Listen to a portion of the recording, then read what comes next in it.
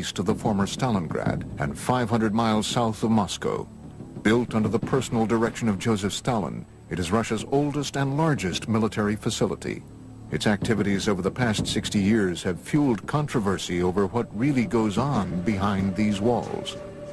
Kapustin Yar, or Vladimirovka, as initially it was called. It was, and it still is the first Russian space range. I'm Vladimir Semenov, and I was with KGB for 26 years. Kapustin Yar, everything was top secret. It was nothing there not secret. I am Sergei Khrushchev's son and former Prime Minister of Soviet Union Nikita Khrushchev. Less than a year after the Roswell crash made headlines around the world, many believe that this Russian base may have experienced a landmark UFO encounter and crash of its own. June 19th, 1948, early evening. According to reports, Kapustin Yar's air traffic controller sees a strange object appear on his radar screen. At the exact same moment, a MiG pilot about 10 kilometers downrange from the base sees a large silver cigar-shaped UFO directly in front of him. He radios back to the base that he's being blinded by a bright light. A Russian pilot encountered a UFO in 1948 and tried to attack it with extremely unfortunate results for both. The pilot was blinded by rays of light emanating from the UFO. It is believed that under direct orders from Soviet Air Force Commander-in-Chief Zyugarov, the pilot engaged the UFO for almost 3 minutes before launching a missile that was finally able to bring the object down.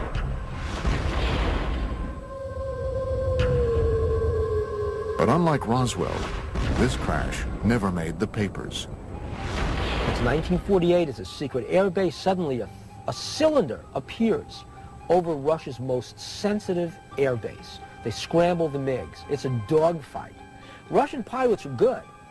And imagine this plane getting right on top of that craft. The MiGs fire their rockets as the directed particle beam weapon explodes the MiG, and they both go down. Reports suggest that the blinded pilot, in his final attempt to regain control of his MiG, was hit by the object's weapons and perished along with his airplane. What did the aliens use? What were they firing? What they were probably using was a particle beam weapon. We know what the MiG used. It was the things that the Russians were using at the time. It was firing its guns, it was firing its rockets, and it was firing some very early version of a missile. Somehow, that MiG was able to break up the anti-gravity envelope that surrounded the craft. The cigar-shaped object couldn't stay aloft anymore and crashed. And the Russian retrieval teams, overjoyed that they have their first spacecraft, jump on this thing, and they take it underground to Zitka, and the Russian secret UFO program begins. I'm Bill Burns, publisher of UFO magazine. Let's face it, everybody wants to get his hand on a flying saucer. It's a wonderful weapons delivery and defense system. I'm Stanton Friedman. I'm a nuclear physicist, lecturer, ufologist. This 1948 crash is one of many strange events that has turned Kapustin Yar into an even more mystifying version of America's Roswell and Area 51. The Soviets had to get their hands on what we had. We had the Roswell crash. We really had a storehouse of technology that we developed in the early 1960s out of Roswell. The Russians didn't have that. Well, how do you get that technology? It doesn't just fall out of the sky. You go after it. And the Russians went after it by embarking on suicide missions. Anything they could do to get their MiG pilots to shoot down an extraterrestrial spacecraft was fair game.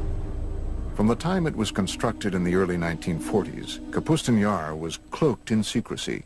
It is a place where it is said the Soviet Union's top researchers, scientists, and military specialists were sent to develop highly classified Cold War technology and weaponry.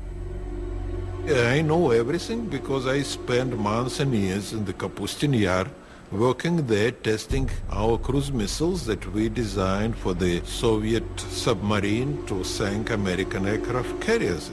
Kapustin Yar was on a very short list of facilities that the U.S. intelligence wanted to get imagery of. There's three things going on there. They're testing surface-to-air missiles, they're testing surface-to-surface ballistic missiles, and they're also testing air-launched missiles, cruise missiles. All three are going on at the same place, and so it's of high interest to U.S. intelligence. In fact, the building of the base was so secretive that when a small town nearby was deemed by the Soviet military to be too close for comfort, its residents were evacuated, and it was simply eliminated. The name of the town? Zitkur. Zitkur is a small town just a few miles downrange of the Kapustin Yar test complex, and basically probably what happened was the Russians decided that due to people seeing what was being tested, it would be better to just close that town off. Many researchers believe the name Zitkur was subsequently assigned to the highly classified subterranean UFO research center beneath Kapustin Yar. There is an idea that in Zitkur and Kapustin Yar there is a storage point for crashed UFOs and corpses of the visitors and members of their crew. Zitkur is analogous to what Area 51 is to Nellis Air Force Base and Groom Lake in Nevada. Different countries have various places where they take their UFO technology. And what they do with it is they try to break it down. They see what it is and how can we reverse engineer this. But long before the 1948 crash, the area around Kapustin Yar and the skies over Russia have been home to many other well-documented and eerie encounters with UFOs. Some date back to a time before what we know as Russia even existed. Russia is a huge land. UFOs have been sighted over its territories for, I would say, thousands of years. I am Paul Stonehill, co-author of UFO USSR. One, which is quite famous, was sighted back about 950 AC by an international traveler of the time, Ibn Fadlan. He and his co-travelers were able to see strange sightings in the sky that scared them immensely. But the local people would laugh at them and say, we see it quite often. Aerial battles, beings fighting each other, strange aircraft, something that's similar to a Star Wars battle scene from a modern movie. Amazing stuff. Legend has it that the spectacular aerial battles that played out in the skies gave the Arab warriors strength and courage to defeat their enemies during the next day's fight. In the 17th century, Russia experienced a rash of UFO sightings. These objects were described by many who witnessed them as comet-shaped balls of fire. The most famous one would be the Rob Ozero incident, when a very unusual, huge fiery disc arrived in the area of a northern Russian lake. One eyewitness submitted the following account. On this, the 15th day of August in the year 1663, a great crash sounded out from the heavens. Around the stroke of midday, there descended upon Robo Zero a great ball of fire from the clearest of skies. In front of the fire, there were two fiery beams. It went from south to the west and was about 500 meters away when it vanished. But once again it returned, staying over Robo Zero for 1 hour and a half, filling all those who saw it with a great dread. This documented account goes on to detail fishermen scalded by the burning lake, along with glowing fish that flung themselves onto the ground to escape the looming fireball. Stories, like what they saw over Robo Zero, were common in pre-revolutionary Russia and outside of Russia in Europe. When we speak specifically of sightings on the territory of the Soviet Union, percentages are very high, more than 50%, that these UFO sightings would be some sort of fiery, sphere-shaped UFO. Another extraordinary sighting took place over Moscow in 1892. An eyewitness report was later published in the March 17, 1892 edition of the Russian newspaper Svet. The pillar of light was pointed straight down to the earth, forming a cone-shaped bundle of rays in the color of ordinary flames. The brightness was considerable and could sometimes be compared to the brightness of an electrical street lamp. The point from which the rays originated didn't move during the whole time, and the rays were visible for 20 to 25 minutes. While enormous fireballs have been sighted over Russia for centuries, there have been none bigger or more devastating than the event that leveled the Siberian forest of Tunguska in 1908. And of course it was one of the theories which have to appear that it was not a comet, it was not meteorite, that in reality it was a spacecraft. Coming up, did a UFO explode over Tunguska? It is believed that not one but two objects collided over the Tunguska in 1908, equal to many Hiroshimas. And later, what happened to the wreckage of the 1948 crash at Russia's Roswell?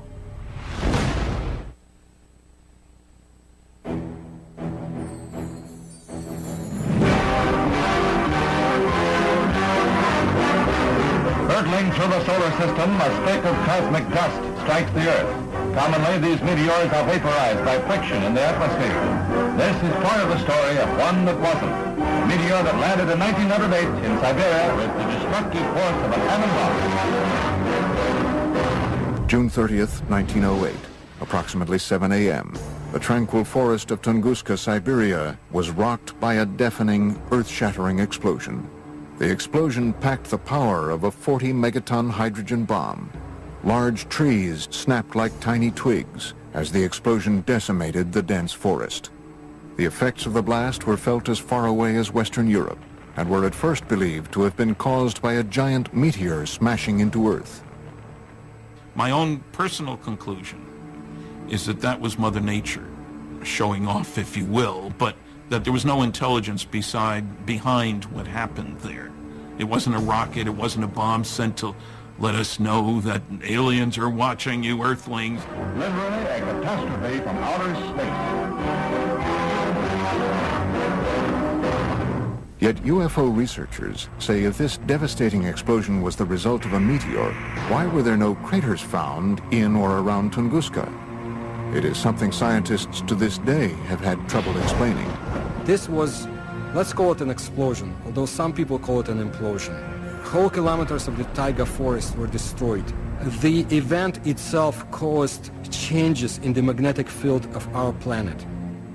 The academic establishment is of the opinion that the Tunguska event was simply a meteor, but there are many facts that speak to the idea that it was, on the contrary, rational guided flight. It made a turn, which is something that a natural object or meteor could not have done. What was it that could have done that level of devastation and not leave a crater? Modern-day UFO researchers were not the first to suspect that the Tunguska event was the work of something other than a meteor. Reports suggest that Stalin believed the Tunguska blast was the result of a UFO that had launched some sort of experimental weapon. Stalin was interested in the acquired information to determine whether UFOs presented an immediate threat to the Soviet security. That's why he used some of his top scientists to give him an assessment. Scientists like Korolev studied UFO materials. Sergei Korolev, one of the Soviet Union's most celebrated scientists, would go on to become the father of the Russian space program and the man responsible for Sputnik. Along with Stalin, he was determined to solve the mystery of Tunguska. These observations prompted him to finance an expedition to the place where the Tunguska event happened. Sergei Korolev used his own money to send an expedition to the Tunguska area in helicopters. Korolev never met with Stalin.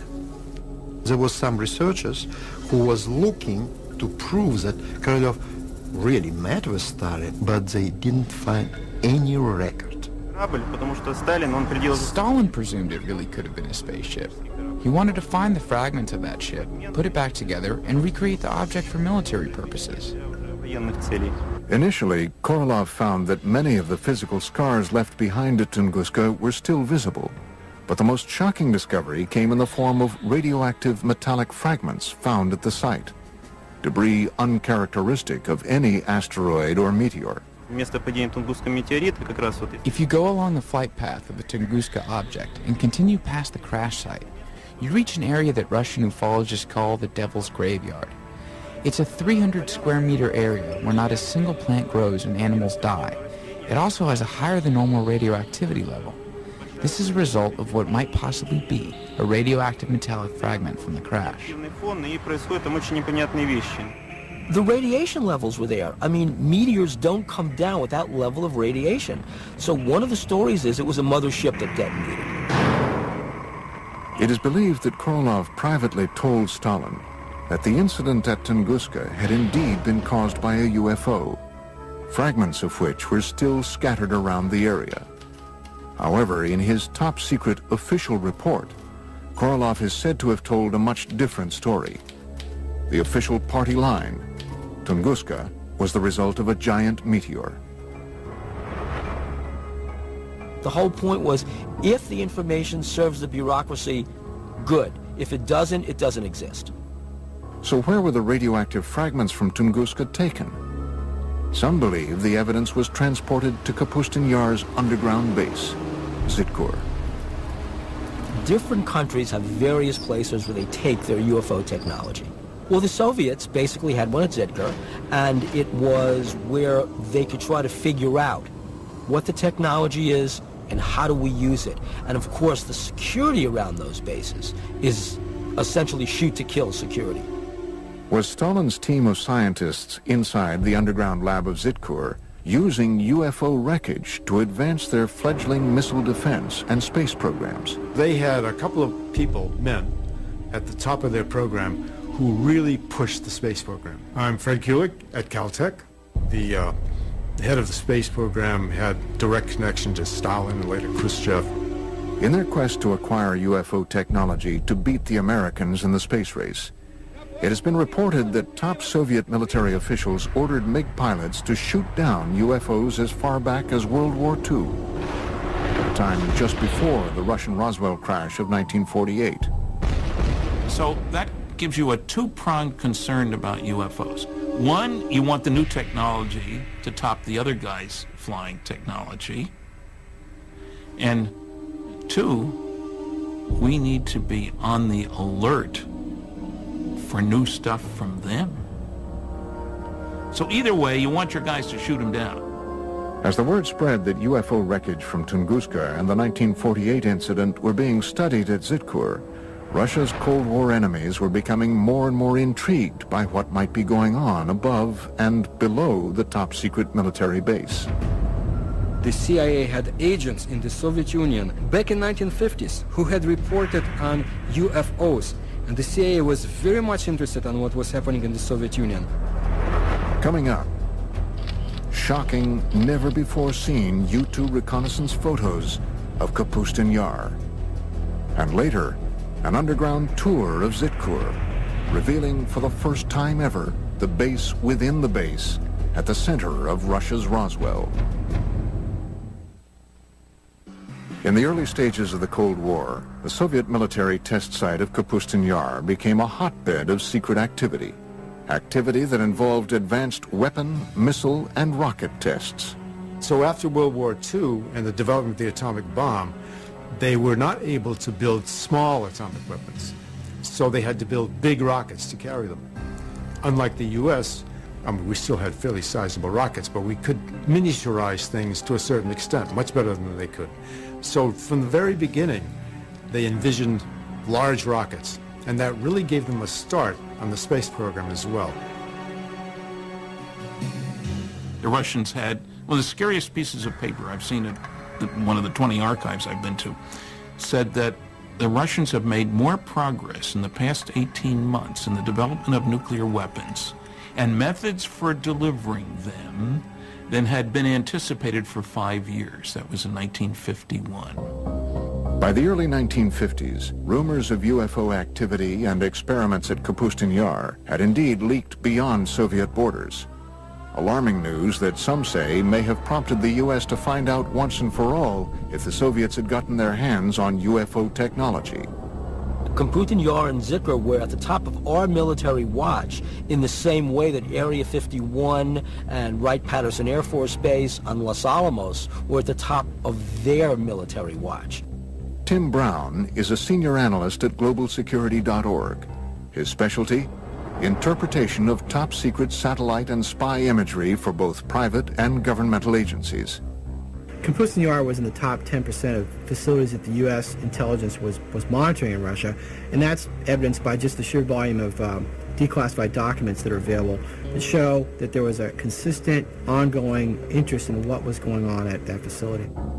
Not long after the United States had developed its most sophisticated spying machine to date, the U-2 spy plane, the first mission was to, where else? Kapustin Yar.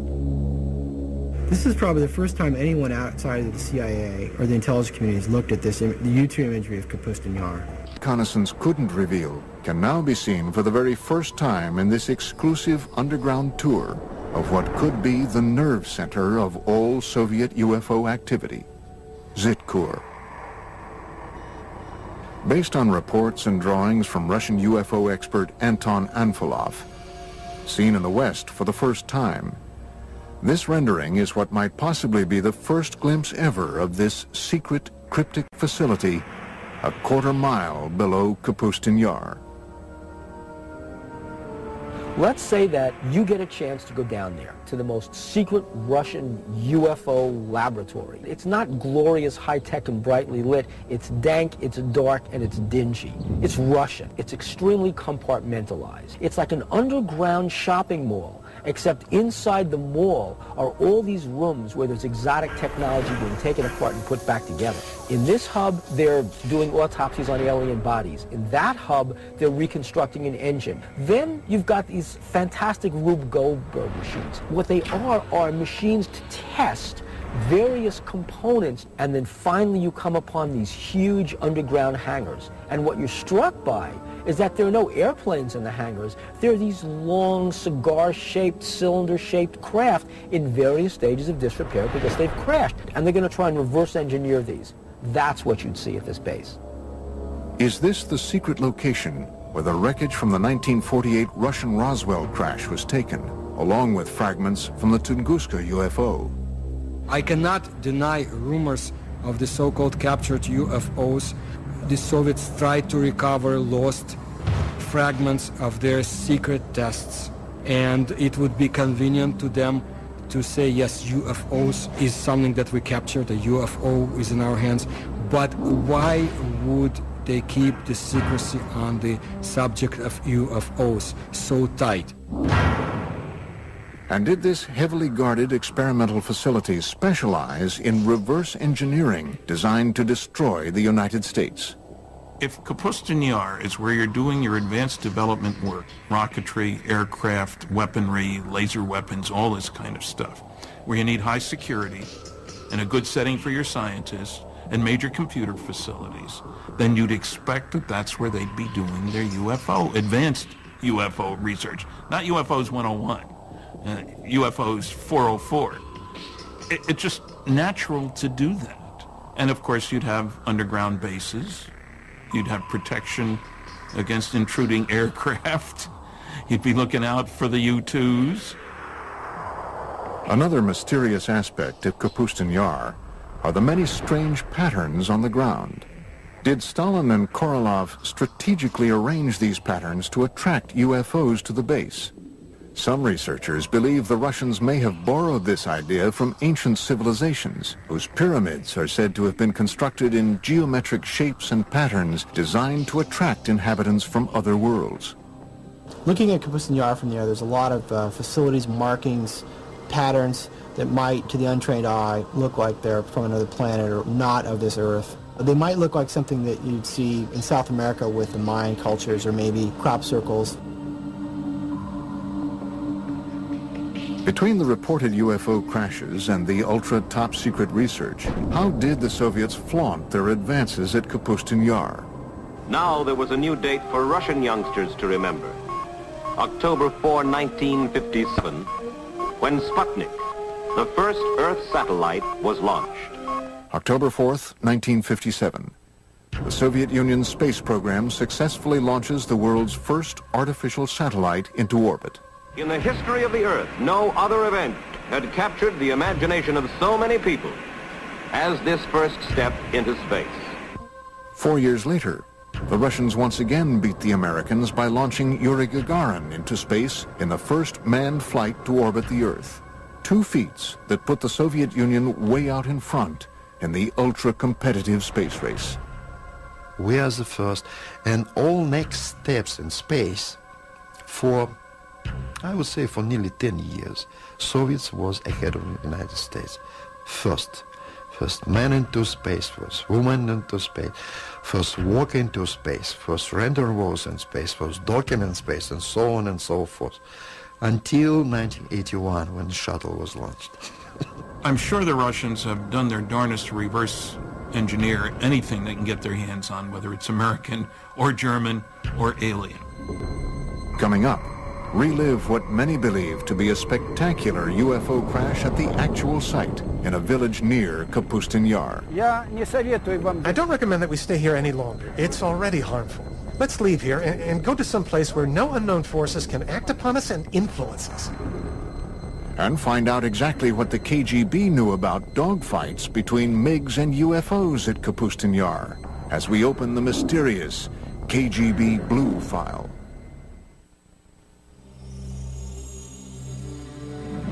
Russia's foremost authority on UFOs is a man so legendary and popular around the country that he is known only by his last name, Azhaja. On this spot of the UFO landing, an American group is filming for the first time. He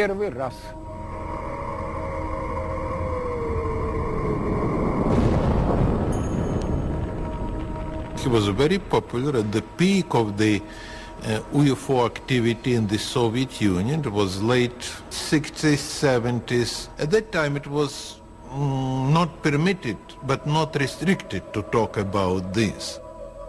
Azhaja invited the History Channel on an exclusive tour of a reported UFO crash site not too far from the site of the Russian Roswell crash of 1948. For that, I have to stand there, on that particular corner. Using two copper rods, Azhaja begins the tour by testing the ambient energy that the crash site still emits today.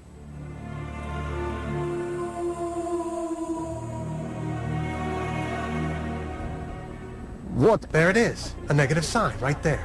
Down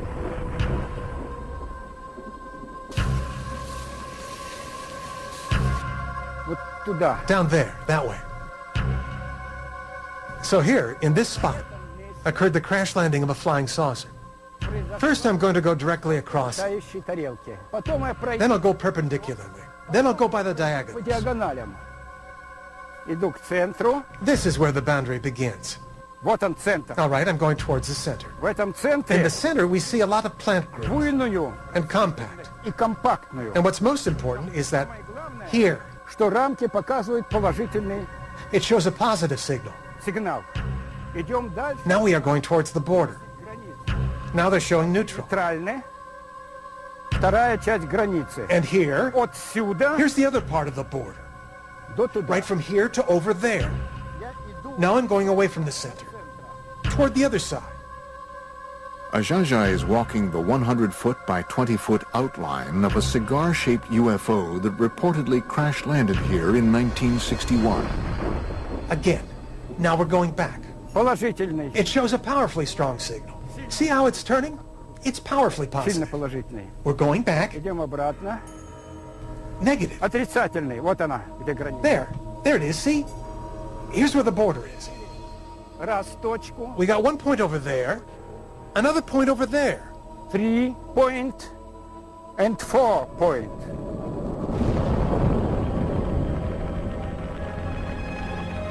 Animals avoid this place. They go around it. Cattle don't graze here. Yes, there is unknown energy, which, as experience shows, affects people in a negative fashion. Изменяется пульс. Your pulse changes. Возрастает сердце. The heartbeat changes. You grow short of breath. You begin to sweat. Дольше оставаться. Okay. Потому что это уже вредно. I don't recommend you stay here any longer because it's already harmful. Там, где на нас не влияют. Come on. Let's leave here. For a normal place, where no unknown forces will influence us and act upon us. Azhaja's account of this UFO crash was supported by a resident of adjacent Shodnya village, who upon seeing Azhaja, told her account of seeing the crash out of her window, which overlooks the site from less than 200 yards away. Well, it was 4 or 5 in the evening. It was later in the day. And suddenly my mother screamed. She said, "Hey, look at that. There was some kind of ball, a sphere that flew by." And then she said, "Oh, it's probably a flying saucer." And it was a big, fiery red sphere that flew by. The sphere went over there, past the train tracks, and went down into the valley of the river Skunya, right down and over the river. Experts like Ajaja believe that UFO events like this crash, as well as the 1948 Russian Roswell crash, caused a Pandora's box to open over Kapustin Yar, leading to what some have called a war in the skies over Russia. Pilots would often receive orders from the ground to defend their airspace and shoot down UFOs. Other times, the UFOs would go on terrifying attacks. What intrigues me about the Russians as much as anything is apparent dogfights between UFOs. And I've read several accounts of that, several of them having dogfights. Perhaps the most compelling evidence of encounters between Soviet MiGs and UFOs over Kapustin Yar comes firsthand from the most celebrated of all Soviet test pilots, Marina Popovich. A national hero, a cosmonaut, perhaps the Chuck Yeager of Russia. She says that she witnessed actual battles between Soviet pilots and UFOs. One incident in 1964 occurred during a Soviet Air Force training mission. Alexander Kopegin was the commander of a squadron and a pilot instructor in one of the flight schools. One day he was flying with a cadet and they were attacked by a UFO. They went into a spiral dive. While on another top-secret military expedition in February 1980, Colonel Popovich encountered multiple unidentified objects in the skies over Russia. I saw 3 fireballs, 3 amazing lights in the form of a triangle, and I observed them as they flew away. Another MiG test pilot, Colonel Vyatkin Lev Mikhailovich, agreed to tell his first-person account for our cameras for the very first time. August 7th, 1967, 6:30 in the evening. Colonel Mikhailovich reports that his MiG was momentarily captured in midair by a UFO. When I was making the aerial move to the left, suddenly from above I saw a light. This big disc began to slowly light up, and I just had time to quickly tilt the plane, but the wing hit the ray of light. The plane shook and the gauges and instruments began to move from right to left, right to left. It is as though the ray of light dissolved into shining little points of light. Imagine my surprise when my technician named Mikhail said, "Lev Mikhailovich, the wing of the airplane is glowing." As it turns out, for a whole week in the hangar, the left wing was glowing with a white light. They washed the wing with kerosene, and soon after that, the glowing ended. Fortunately, Colonel Mikhailovich's encounter with a UFO over the skies of Kapustin Yar in the 1960s did not end as dreadfully as the famous 1948 encounter in the same skies. No, I wasn't scared. I was just puzzled. I was particularly stunned that the ray of light turned out to be hard, because I felt the impact. As UFO reports continued to stream into the Soviet government from both civilians and military officials, the KGB was busy covering up the reports, silencing those who made them, and clamping down on the press. But all the while, the spy agency was creating an official report on UFO activity in the USSR called the KGB Blue File. Americans will never understand this, you know, because you have to be inside KGB to know the power KGB had.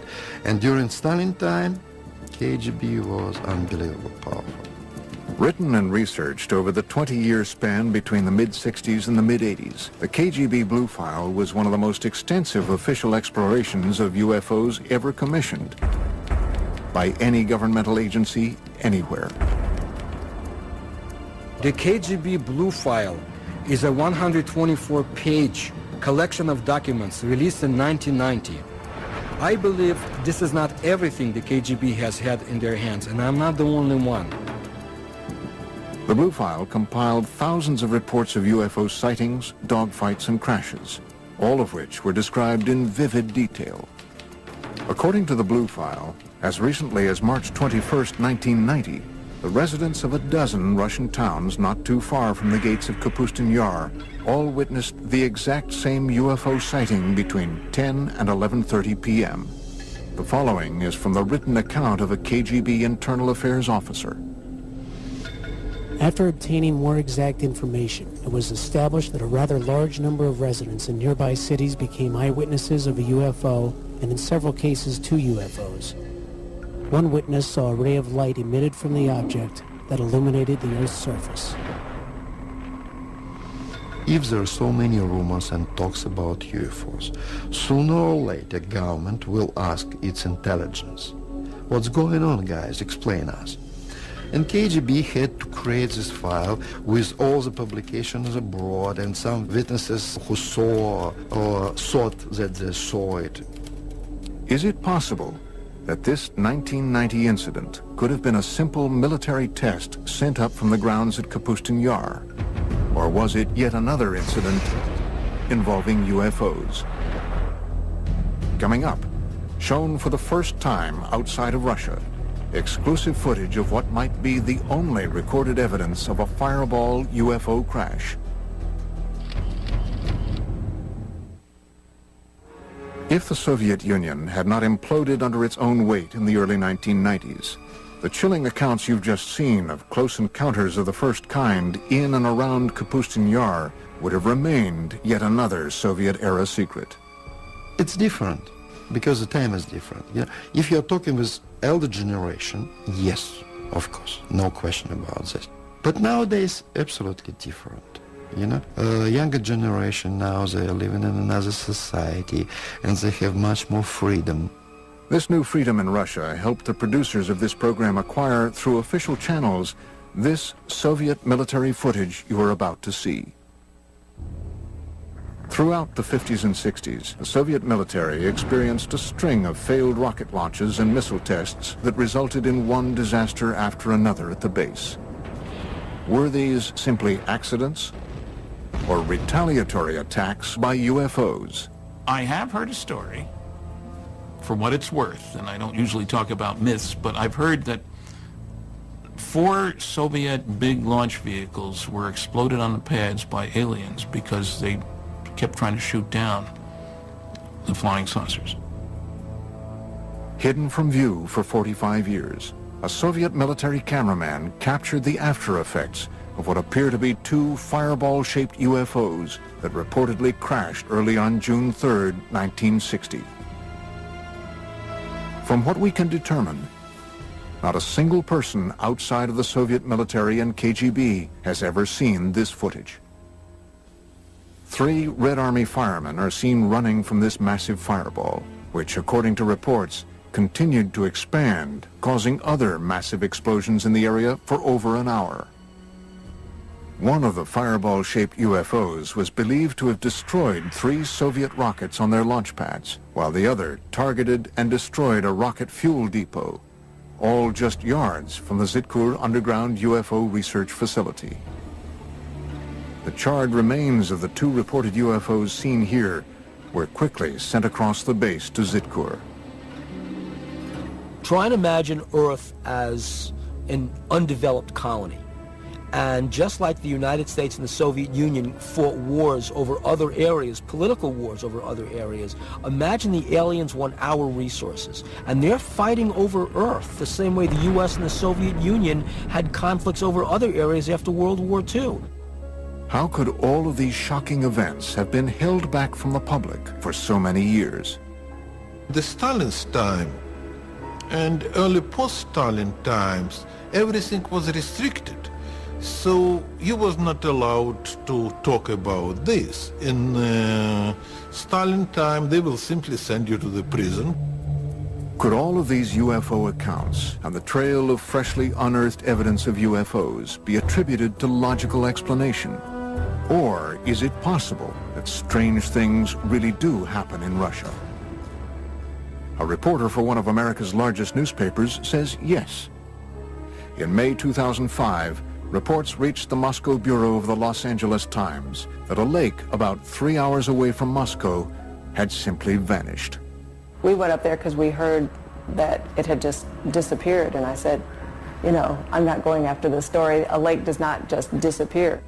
Kim Murphy visited the site a few days later. Her account was published on the front page of the newspaper on May 27, 2005. We got up there and just found this huge hole in the ground. The only eyewitness, as far as we know, who actually saw what happened, described going down to the lake where he says there's this swirling of water that looks like water going down a toilet bowl, just, you know, in a raging circle, just tumultuous. And it's going and it's going and it's going, and pretty soon it's gone. From disappearing lakes, to fireballs seen in the sky, to reported attacks by cigar-shaped UFOs, Russia continues to be a land of incredible mystery. And as top-secret work continues to this day at Kapustin Yar and Zitkur, the base remains a potent lightning rod for UFO activity. According to one researcher, Kapustin Yar was the site of a crash in 1989, and even more recently, the debris of a 1997 crash in Poland was taken to Kapustin Yar for analysis. Recent political moves by Russian President Vladimir Putin have caused some in the West to accuse his government of closing the Iron Curtain once again on today's vibrant Russia. On a day-to-day basis, people are convinced and worried that Putin's Russia is a much more authoritarian Russia than was Yeltsin's Russia. They do know that UFO information is not available from Russia as easily as it had been before. You lose the ability to control secrets in an open society. Putin came out of the KGB. He's seeing a lot of valuable information and valuable technology go to private sources. The Soviet Union is closing down in a lot of areas, but also closing down in UFOs. It might be even longer until the curtain is pulled back on the secret underground laboratories and lairs of this legendary Area 51 of Russia. And we have only just begun to scratch the surface of the puzzling mysteries of Russia's Roswell.